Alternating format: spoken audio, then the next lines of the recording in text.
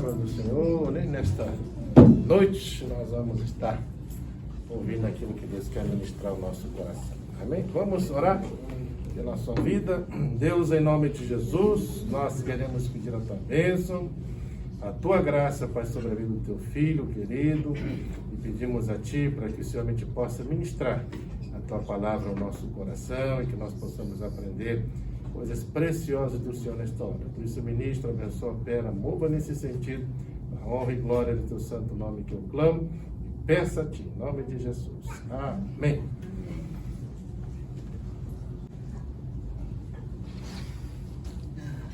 Graças Pai do Senhor a todos.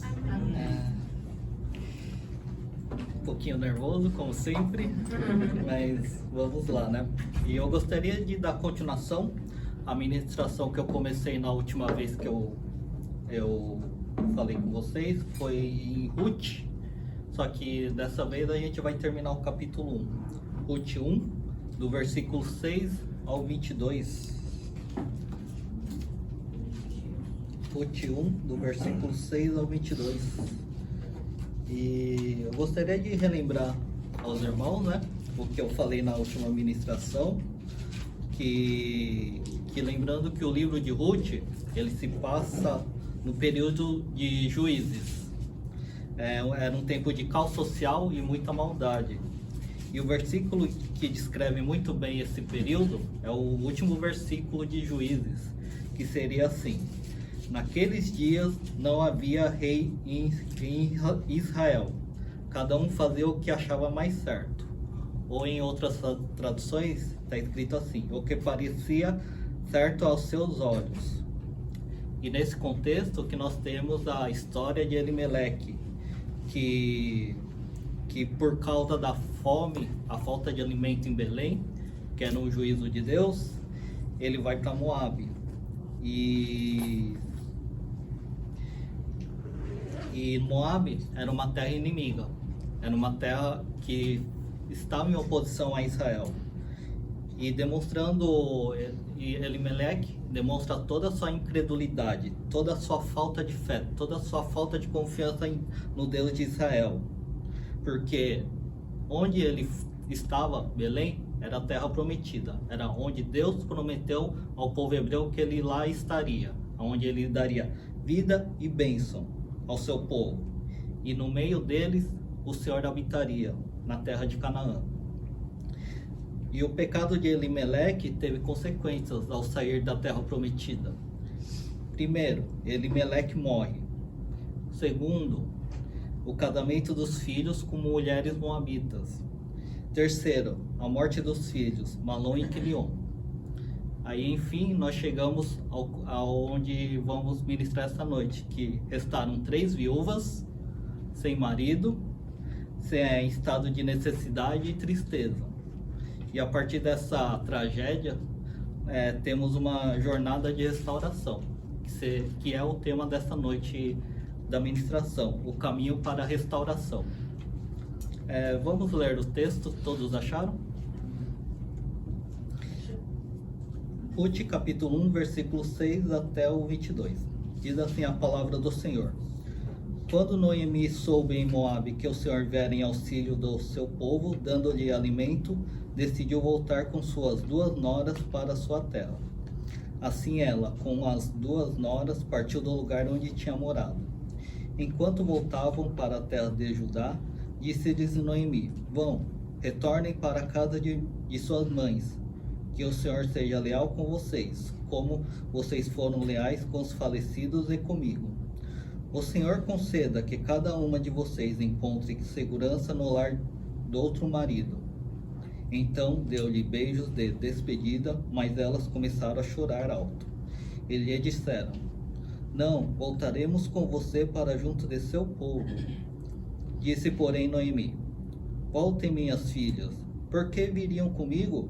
Poderia eu ainda ter filhos, que viessem a ser seus maridos? Voltem, minhas filhas, vão, estou velha demais para ter outro marido. E mesmo que eu pensasse que ainda há esperança para mim, ainda que eu me casasse esta noite e depois desse à luz filhos, iriam vocês esperar até que eles crescessem? ficariam sem se casar à espera deles? De jeito nenhum, minhas filhas. Para mim é mais amargo do que para vocês, pois a mão do Senhor voltou-se contra mim. Elas então começaram a chorar alto de novo. Depois Orfa deu um beijo de despedida em sua sogra, mas Ruth ficou com ela. Então Noemi aconselhou: veja sua concunhada, está voltando para o seu povo e para seu Deus, volte com ela. Ruth, porém, respondeu: não insista comigo que te deixe e que não mais te acompanhe. Aonde fores, irei. Onde ficares, ficarei. O teu povo será o meu povo, e o teu Deus será o meu Deus. Onde morreres, morrerei, e ali serei sepultada. Que o Senhor me castigue com todo o rigor, se outra coisa que não a morte me separar de ti. Quando Noemi viu que Ruth estava de fato decidida a acompanhá-la, não insistiu mais. Prosseguiram, pois, as duas até Belém. Ali chegando, todo o povo ficou alvoroçado por causa delas. Será que é Noemi? Perguntavam as mulheres. Mas ela respondeu: não me chamem de Noemi, melhor que me chamem de Mara, pois o Todo-Poderoso tornou minha vida muito amarga. De mãos cheias eu parti, mas de mãos vazias o Senhor me trouxe de volta. Por que me chamam Noemi? O Senhor colocou-se contra mim. O Todo-Poderoso me trouxe desgraça. Foi assim que Noemi voltou das terras de Moabe, com sua nora Ruth, a Moabita. Elas chegaram a Belém no início da colheita da cevada. Oremos. Pai, em nome de Jesus, louvado seja o Senhor. Pai, estamos aqui diante da Tua Santa Palavra, que o Senhor possa falar aos nossos corações, tire qualquer pensamento que possa distrair, qualquer coisa que venha distrair nossa mente nesse momento, que a Sua Palavra venha a confrontar nossos corações, a edificar nossos corações, a transformar nossos corações, Pai. Queremos sair daqui ouvindo a Tua Palavra, sabendo que o Senhor sempre tem uma palavra para nossas vidas nessa noite, Pai. Que o Senhor me use como um canal de bênção nessa noite, que eu possa ser usado pelo Espírito Santo, que o Espírito Santo conduza toda essa ministração. Em nome de Jesus, que eu oro e te agradeço. Amém. E como o tema de hoje é o caminho para a restauração, nesse texto eu dividi eles em 4 pontos. Primeiro ponto, o juízo e a misericórdia de Deus, no versículo 6. O segundo ponto, a reação de Noemi, que vai do versículo 7 a 13 e o versículo 20 a 21. O quarto ponto, as reações das noras de Noemi, do versículo 14 a 18. E o quarto ponto, a reação do povo de Belém, do versículo 19 a 21. Aí vamos para o ponto 1, o juízo e a misericórdia de Deus, no versículo 6. Está escrito assim: quando Noemi soube em Moabe que o Senhor viera em auxílio do seu povo, dando-lhe alimento, decidiu voltar com suas 2 noras para sua terra. De alguma forma, Noemi ouve que o Senhor lembra do seu povo, dando-lhe pão. E se a fome era juízo de Deus, podemos afirmar que quando o povo de Israel se arrepende dos seus pecados, Deus derrama misericórdia, dando-lhe alimento. E para nós cristãos que vivemos debaixo da aliança do sangue de Cristo, o juízo de Deus é como disciplina, para nos restaurar e nos santificar, e não é juízo como condenação. E vamos abrir em Hebreus capítulo 12, do versículo 7 a 11. Hebreus capítulo 12, do versículo 7 a 11.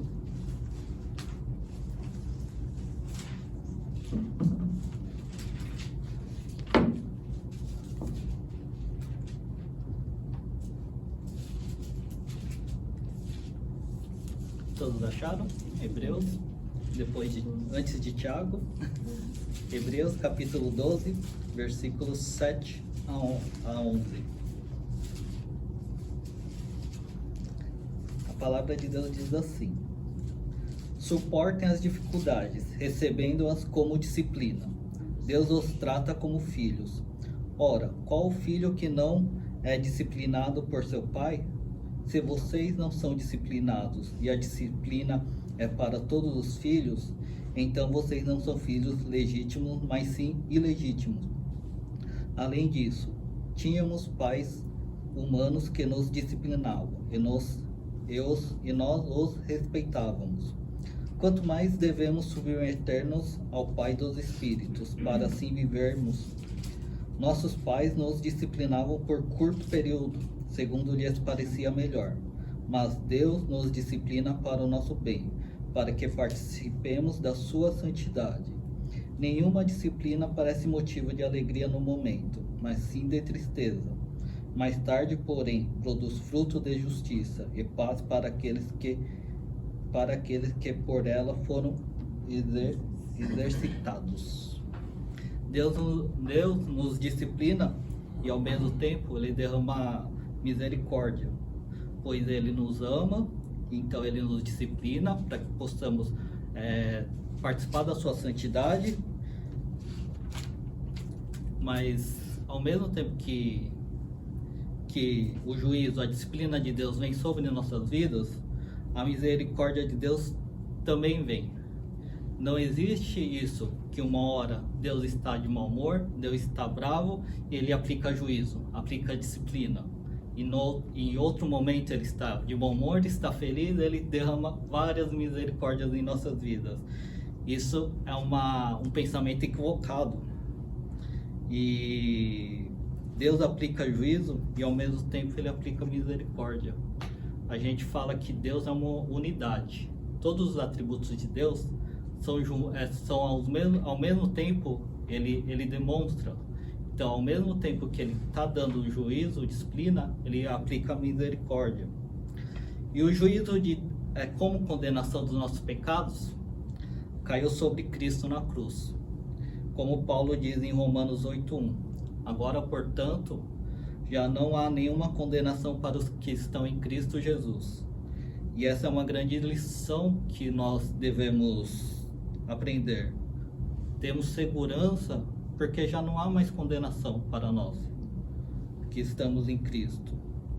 E nas disciplinas que o Senhor coloca sobre nós, precisamos aprender a ter contentamento, pois o Senhor, como Pai, disciplina os filhos a quem ama. Isso é um fato. Nós que somos pais, alguns que vão ser pais futuramente, quando a gente vai disciplinar o filho, a disciplina é porque a gente ama, porque quer ver ele fazendo a coisa correta, quer ver ele caminhando o caminho correto. Não queremos que ele saia por um caminho que irá destruir a sua vida. E Deus é a mesma coisa. Ele nos disciplina, nos corrige para quê? Para que possamos caminhar para a vida, para algo que seja benéfico para nossa vida.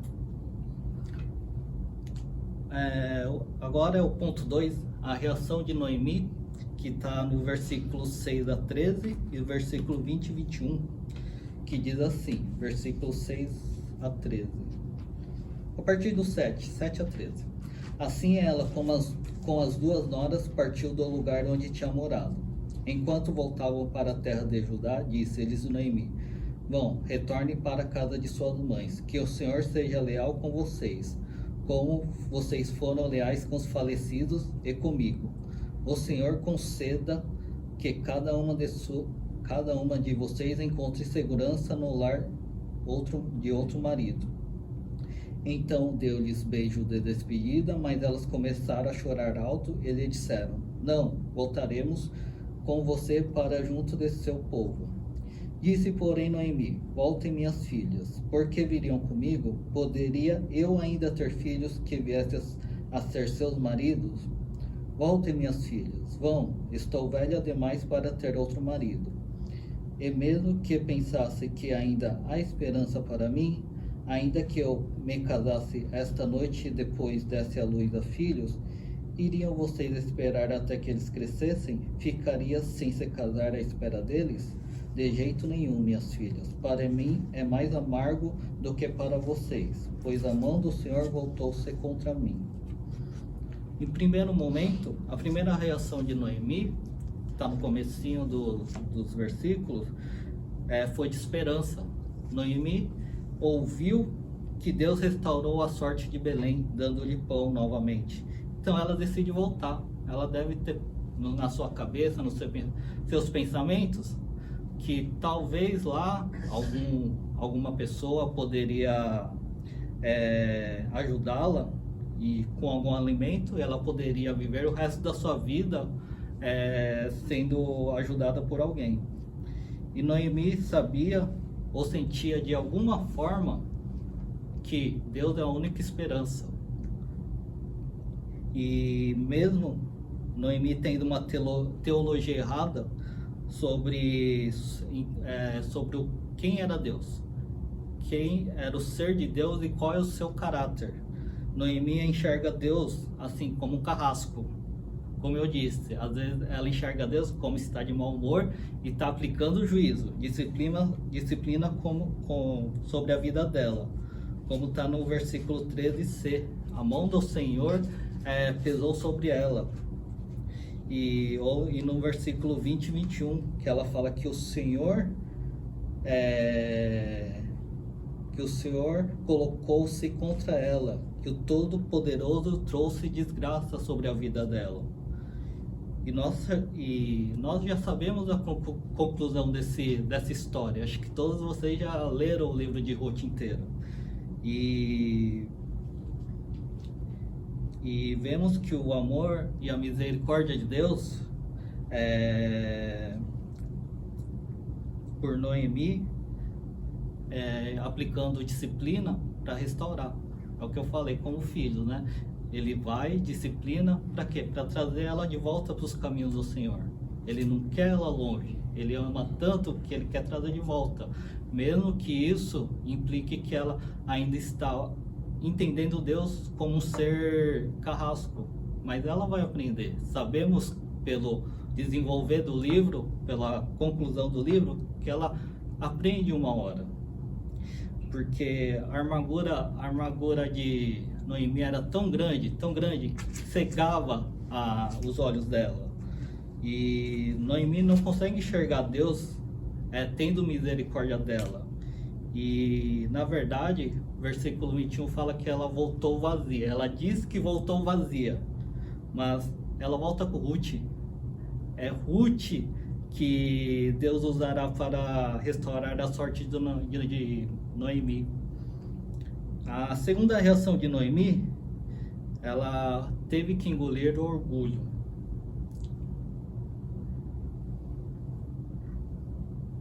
Como ela mesma disse, quando saiu de Belém, era plena, era cheia, mas o Senhor a fez voltar vazia, no versículo 21.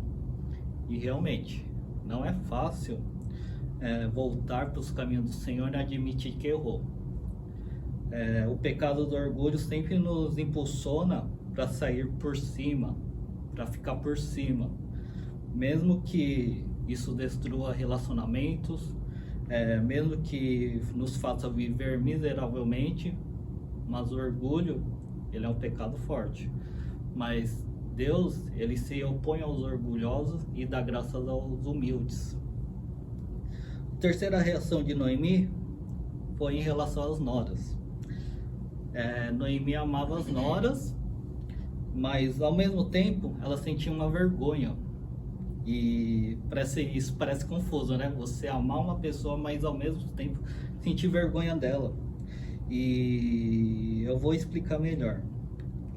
Ao insistir que Orfa e Ruth voltem para a casa de suas mães, Noemi demonstra o amor por elas, pois Noemi não poderia gerar mais filhos, mesmo que ela quisesse, mas muito provavelmente ela era de idade ou estava na menopausa, então não tinha condições de ter filhos. E sem filhos não haveria possibilidade de cumprir a lei do levirato, que era o irmão do falecido se casar com a cunhada para continuar a descendência do morto. Além disso, Noemi sabia que suas noras não seriam bem vistas em Belém. Que israelita iria se casar com uma mulher moabita? E as mulheres moabitas não eram as mulheres mais confiáveis do mundo. Quem se lembra da última ministração, eu falei da origem do povo moabita. A origem do povo moabita foi um incesto da filha mais velha de Ló com seu pai, que gerou o povo moabita. Quando o povo hebreu estava indo para Canaã, eles passaram perto de Moabe. O que os moabitas fizeram? As mulheres moabitas seduziram os homens para o quê? Para adorar os deuses moabitas. Então não eram as mulheres mais confiáveis do mundo. E Noemi também imaginava que mulheres estrangeiras em Israel, elas iam ser alvo de maus tratos e até abusadas. E todos esses motivos demonstram o amor de Noemi pelas suas noras. Mas eu falei que Noemi também sentia vergonha de Orfa e Ruth. Pois bem, suas noras seriam um lembrete permanente da sua rebelião contra o Senhor. Toda vez que ela olhava para Orfa e Ruth, ela iria lembrar: era em Moabe, perdi meu marido, perdi meus filhos, não tive netos, fiquei sem meu sustento e continuo com essas duas noras moabitas. E a cabeça de Noemi parece bem confusa, cheia de pensamentos, vergonhas, tristezas e aflições. E tem um comentário de Ruth, da editora cristã, que traz uma ilustração interessante para entender esse conflito no coração de Ruth, de Noemi. De certo modo, a situação de Noemi se assemelha a de uma jovem que tenha vivido uma vida rebelde longe de casa e tenha tido uma criança fora do casamento. Entregar a criança para adoção seria uma escolha difícil. No entanto, se ficar com a criança, ao retornar para casa, a simples presença da criança pode, o tempo todo, lembrar a ela e a todos ao seu redor do pecado cometido. Essa era a sensação de Noemi. Ela voltava, mas lembrava que as noras eram o motivo da rebelião contra o Senhor. Era um motivo de vergonha. Noemi ainda não tem ideia dos planos maravilhosos de Deus para restaurá-la. Tanto para Noemi como para nós, para qualquer cristão que caiu em pecado e se afastou do Senhor, uma coisa é certa: a restauração começa voltando a Deus e ao convívio do seu povo. Não existe restauração dos seus pecados sem Deus, lógico, e muito menos sem conviver com o seu povo, sem conviver com uma igreja, sem conviver com uma comunidade. Você não é igreja sozinho. Você nunca vai ser transformado, santificado sozinho. O ponto 3 é as reações das noras, que vai do versículo 14 a 18. Vamos ler? Diz assim: elas então começaram a chorar alto de novo. Depois Orfa deu um beijo de despedida em sua sogra, mas Ruth ficou com ela. Então Noemi aconselhou: veja, sua concunhada está voltando para o seu povo e para o seu Deus. Volte com ela. Ruth, porém, respondeu: não insistas comigo, que te deixe e que não mais te acompanhe. Aonde fores, irei. Onde ficares, ficarei. O teu povo será o meu povo. O teu Deus será o meu Deus. Onde morreres, morrereis. E ali serei sepultado. Que o Senhor me castigue com todo o rigor, se outra coisa que não a morte me separar de ti. Quando Noemi viu que Ruth estava de fato decidida a acompanhá-la, não insistiu mais. A primeira reação que temos aqui é Orfa. Orfa é impulsionada a decidir pela razão. E quando Noemi afirma que ela não poderia ter filhos E mesmo se pudesse, será que Orfa esperaria tanto tempo para se casar com um dos filhos de Noemi? Se ela pudesse? E na verdade, se você analisar o texto, Noemi estava coberta de razão. Além do mais, Orfa sabia que suas chances em Belém de um casamento, de um novo marido, de um novo lar, eram muito pequenas. Ela era moabita. Que israelita ia casar com ela? Então, se Orfa decidisse ir com Noemi, ela passaria o resto da vida na pobreza, cuidando de Noemi e tendo que suportar junto a Noemi a mão do Senhor que tem afligido, como Noemi mesmo diz, a mão do Senhor tem afligido ela. Orfa sofreria junto com Noemi, a mão do Senhor. Podemos culpar Orfa pela sua escolha? Eu creio que não, porque ela foi induzida por Noemi a ficar em Moabe. E ela teve até a reação esperada e sensata, que até em certo sentido, Orfa foi obediente à matriarca da família.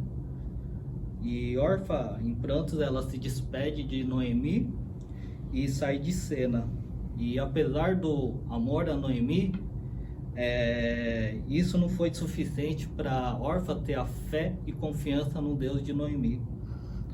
Noemi se dirige a Ruth e a instiga mais uma vez. Aí temos a reação de Ruth.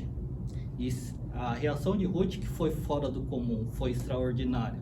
A reação de Orfa era esperada, mas a de Ruth foi extraordinária. E Ruth faz um maravilhoso voto, ou pacto, ou uma aliança, que é o mesmo que é usado em casamentos, mas muito mais surpreendente. Que nora vai fazer um voto que Ruth fez para uma sogra? E na fala de Ruth, cada afirmação vai elevando o nível de comprometimento com Noemi e com Deus de Israel. Vamos analisar o versículo 16 e 17. O voto de Ruth começa assim: não me instes para que te deixe e me obrigue a não seguir-te. Não importa o que Noemi fale, Noemi poderia insistir, falar, dialogar, mas Ruth de forma nenhuma mudaria de ideia. Porque aonde quer que fores, irei eu. De qualquer forma, Ruth acompanhará Noemi. Embora seja um país que Ruth não conhece, que ela sabe que há mais atrito, mais problemas entre Israel e Moabe, ela decide ir mesmo assim. Ela vai com a cara e a coragem. E onde quer que pousares, ali pousarei eu. Ruth não pretende só acompanhar Noemi, mas também morar com ela permanentemente, seja numa cabana, numa simples cabana, ao relento, de favor na casa dos outros. Mas Ruth ela se compromete a ficar morando com Noemi para cuidar dela até o final da sua vida, não importando onde seja que ela irá morar. O teu povo é o meu povo. Ruth abandona o povo moabita para se ligar ao povo de Israel, mesmo sabendo que ela ia ser rejeitada e maltratada por ser moabita. É interessante que o autor, quando ele fala sobre Ruth, é sempre a Ruth, a moabita, porque quando os leitores ouvirem isso, eles vão falar, para eles se identificarem que a moabita, na verdade, para eles era uma mulher de um povo que era inimigo, que era uma mulher problemática. E o autor quer enfatizar isso, que Ruth era moabita. E Ruth está ciente disso, que ela vai para um povo que vai maltratá-la, que vai rejeitá-la. O teu Deus é o meu Deus. Esse é o ápice da aliança de Ruth. ela quer o mesmo Deus de Noemi. Isso é a verdadeira conversão. É querer buscar e servir a Deus pelo que Ele é, e não porque é pelas bênçãos que Ele pode dar. Noemi provavelmente deve ter falado dos relatos como Deus criou o mundo, os céus, a terra e tudo que nele habita. Ruth ouviu relatos que Deus trouxe juízo em forma de dilúvio na época de Noé, que Deus, pela sua misericórdia, tirou o povo hebreu do Egito, trouxe pragas, tirou do Egito, depois no deserto deu alimento dos céus, tirou água da pedra para o seu povo, e os olhos de Ruth se abrem e ela vê que tudo está debaixo do poder e domínio do Deus de Israel. Ele é soberano sobre tudo e sobre todos. Aí a fé dela é tanta que ela vai buscar esse Deus. É interessante porque o Deus de Moabe era o Deus Camus, era um Deus que pedia sacrifício de crianças. E ela vai buscar esse Deus que é soberano, que tem domínio, tem poder, que criou tudo. Isso é a verdadeira conversão. E versículo 17: onde quer que morreres, morrerei eu, e aí serei sepultado. O compromisso de Ruth não vai até a morte de Noemi, vai a muito além. Noemi provavelmente morreria primeiro, era mais idosa, ela morreria antes. Ruth ainda teria um bom tempo de vida após Noemi morrer.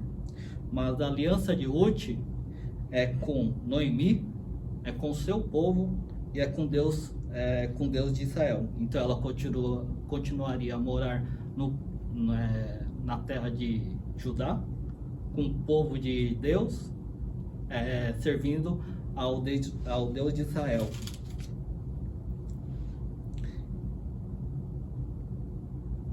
A parte A2: faça-me o Senhor o que bem lhe aprouver, se outra coisa que não seja a morte me separar de ti. Ruth confirma seu voto fazendo o juramento em nome de Yahvé. A maioria das Bíblias geralmente está como Senhor. Um professor meu fala que o interessante é ver a Bíblia King James, que quando está o nome de Deus assim, Yahvé, Adonai, algum nome diferente, ele coloca. E quando Ruth fala Yahvé, os próprios judeus eles não pronunciam esse nome, porque eles lembram do terceiro mandamento: não falará o nome de Deus em vão. E quando Ruth fala o nome de Yahvé, ela está proclamando ele para vir fazer alguma coisa contra ela, se ela quebrasse esse juramento, se ela quebrasse esse voto com Noemi. E dado o testemunho de Noemi, ela fala que Deus pesou a mão sobre ela, que Deus tem agido contra ela. Ruth poderia esperar o pior. Se Deus fez tudo isso com Noemi, se Ruth quebrasse, Deus faria igual. É isso que Ruth pensava. Então ela coloca Yahvé para fazer o que ele quisesse, se ela quebrasse esse voto. Resumindo toda a reação de Ruth, ela é a atitude concreta de um discurso de Jesus. Vamos abrir em Lucas capítulo 14, versículo 25 a 33.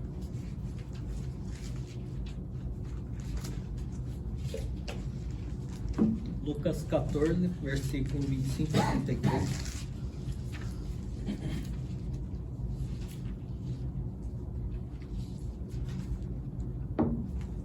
Todos acharam? Lucas 14, versículo 25 a 33.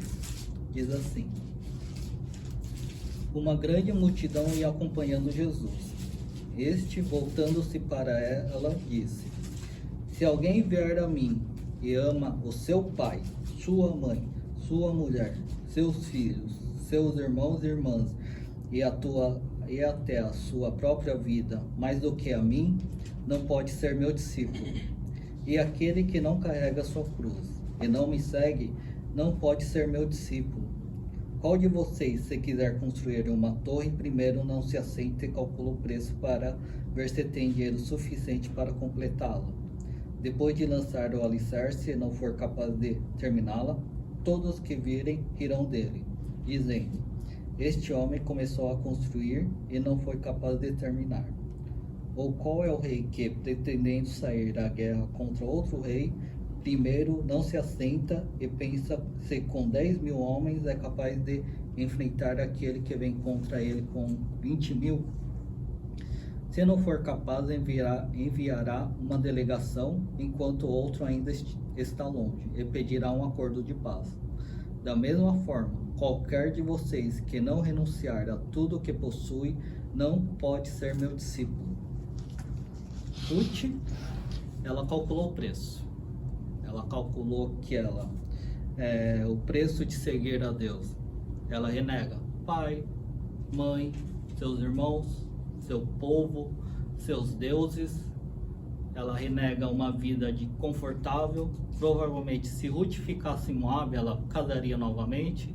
Ela teria um novo marido. Ela teria um sustento. Ela não passaria dificuldade.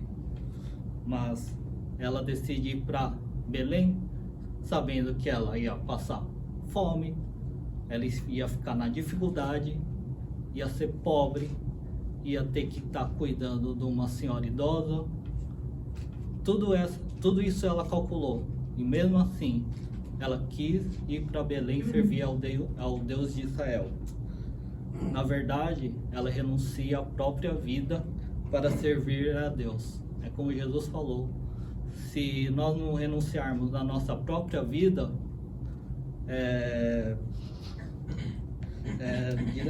não adianta, de nada irá adiantar nós segui-lo. Nós precisamos renunciar à nossa própria vida para seguir Cristo, e foi o que Ruth fez. O ponto 4, que é a reação do povo de Belém, está no versículo 19 a 21, voltando lá para o texto de Ruth, versículo 19 a 21.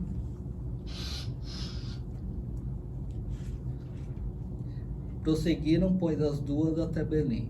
Ali chegando, todo o povo ficou alvoroçado por causa delas. Será que é Noemi?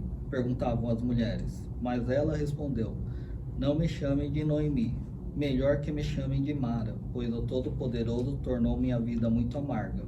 De mãos cheias eu parti, de mãos vazias o Senhor me trouxe de volta. Por que me chamam Noemi? O Senhor colocou-se contra mim.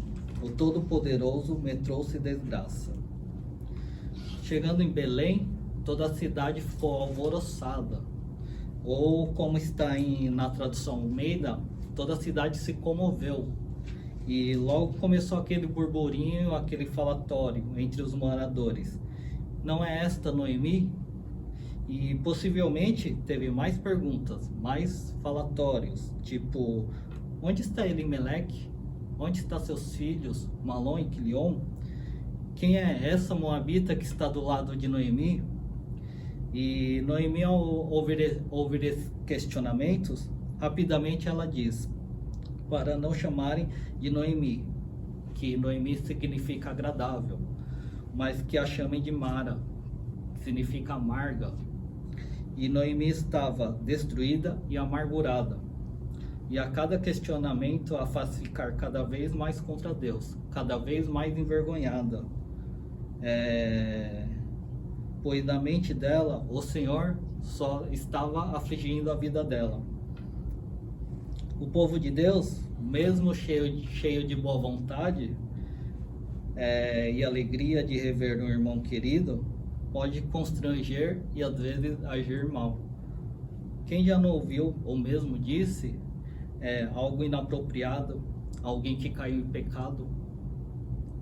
Por exemplo, você chega na pessoa que está voltando aos caminhos do Senhor depois de cair num pecado e a gente chega falando, você teve o que merecia, ou ouviu alguém falar assim, você pecou porque quis, aguente as consequências agora. Eu avisei que você iria cair, você não quis ouvir. Ou mesmo assim, coisas boas, que bom que você voltou, você andava sumido. Isso aí constrange uma pessoa. E infelizmente isso acontece nas igrejas, acontece muito. Às vezes a gente, naquela alegria, aquela vontade de falar com o irmão, a gente fala coisas indevidas. A gente não sabe o que se passou na vida dele. E às vezes a gente não tem sabedoria ao falar. E para concluir, o versículo 22, no versículo 22 está escrito assim: foi assim que Noemi voltou das terras de Moabe, com sua nora Ruth, a moabita. Elas chegaram a Belém no início da colheita da cevada. Quando ela chegou a Belém, no princípio ou no início da colheita da cevada. E para os povos antigos, a colheita é uma época onde a esperança se renova. Acho que até para quem já morou no campo, a época da colheita é um tempo de esperança, de alegria. E o autor quer nos trazer esperança aos leitores, que em Deus há esperança de coisas melhores. E por meio da colheita que o Ruth vai conhecer seu resgatador, Boaz. Eu espero que vocês já leram o livro, mas é interessante, muito interessante o agir de Deus na vida de Ruth, Noemi e Boaz. Você enxerga Deus agindo por trás de tudo. E eu gostaria de deixar duas aplicações. A primeira aplicação é refletir sobre as reações de Ruth e Noemi e com qual reação nós nos identificamos frente a uma disciplina de Deus ou por causa de provações que Deus coloca sobre as nossas vidas, ou mesmo pelas dificuldades do dia a dia, pois vivemos num mundo caído. Reagimos como Noemi, que busca Deus por necessidade, que ela está com o coração cheio, ela está com o coração cheio de amargura, pois Deus não fez ou não abençoou conforme ela queria. A amargura nos priva de enxergar a disciplina de Deus como um bem de Deus, como algo que Ele dá para os seus filhos porque Ele ama. Ou reagimos como Ruth, que apesar de não ter nenhuma perspectiva de ir para Belém e ter uma vida boa, das coisas melhorarem lá em Belém, ela coloca toda a sua fé, toda a sua confiança em Deus, deixando a sua vida nas mãos de Deus, porque ela confia que Deus tem todo o poder, tem todo o domínio e toda a soberania, seja na terra como nos céus. E a segunda aplicação que eu deixo é refletir sobre a reação do povo de Belém em relação às atitudes de restauração de Deus. Qual é a nossa reação quando o irmão que caiu em pecado, ou mesmo não precisa nem ser um irmão, qualquer outra pessoa de fora que caiu em pecado e se arrependeu? Qual é a nossa atitude quando ele volta para o Senhor, depois de um longo tempo longe de Deus? Qual é a nossa atitude? Somos como Belém, que apesar da comoção fala mais bobagens, piorando a situação ao invés de ajudar na restauração da pessoa?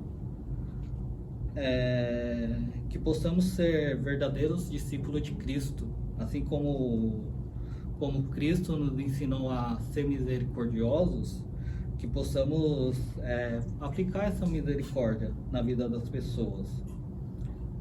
Deus restaura a vida de Noemi e Ruth com misericórdia e amor. Ou mesmo como o pai do filho pródigo, que quando o filho pródigo volta, que o pai faz? Ele fica de braço cruzado, carrancudo, esperando ele chegar perto para falar um monte, porque ele gastou todo o dinheiro da herança, mesmo sem o pai morrer? Não, ele sai correndo, ele vai, abraça e ele o beija, porque ele sabe que o seu filho que estava perdido, ele foi achado. Que o Senhor derrame graça em nossas vidas para confiar e ter fé nos momentos difíceis e da nossa caminhada, e misericórdia e amor para os momentos difíceis da caminhada do próximo. Amém? Vamos orar.